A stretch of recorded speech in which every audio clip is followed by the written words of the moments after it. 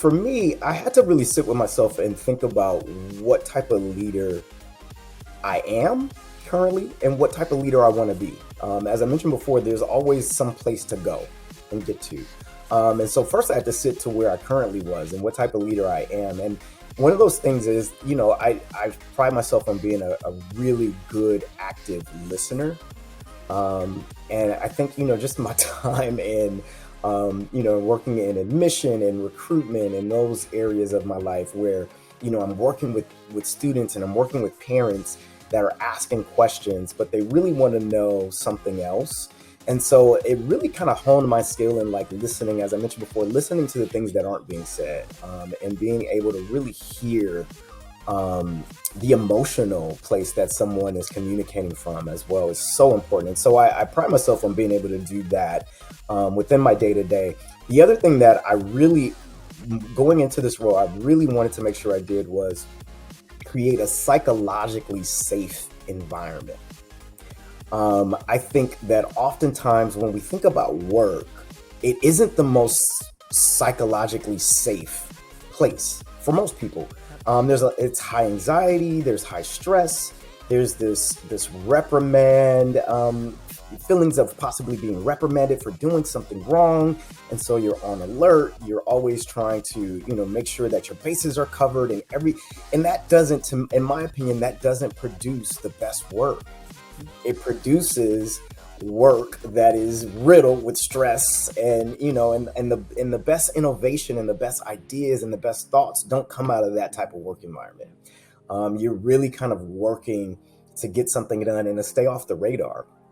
And immediately I wanted to be the type of leader that created a psychologically safe environment for us to explore, which meant the ability to fail. Failure is such a missed opportunity in the work environment and in leadership. I think failure is so important to anything, any work that you do, any organization, any work environment, any group. You have to be allowed to fail because as much as you succeed and as much as learn through success, more is learned through failure. And there's more growth, there's more evolution. And there's just more that can come from failure. And so providing a space where you can fail, where you can throw a bunch of things at the wall and see what sticks. And be supported in doing so is kind of how I approach every single day. And not just saying that, because I oftentimes you can put this into words and you can write it down and it can be a part of your mission and vision of your group. But how do you model that? Are you actually modeling that? Do people feel comfortable coming to you with their failures? And how do you respond to that? And so I sat with that for a long time and said, with failures, we're going to laugh at it and we're going to pivot and we're going to talk about the different opportunities that are in front of us. And, we're going to create a space where we can say, this isn't working. We need to make an adjustment, and we're going to adjust and we're going to celebrate the failures with the same energy that we celebrate the success. So many gems just now. That's exact. I'm like snapping my fingers because, I think if we're not failing, then we're definitely staying in the status quo.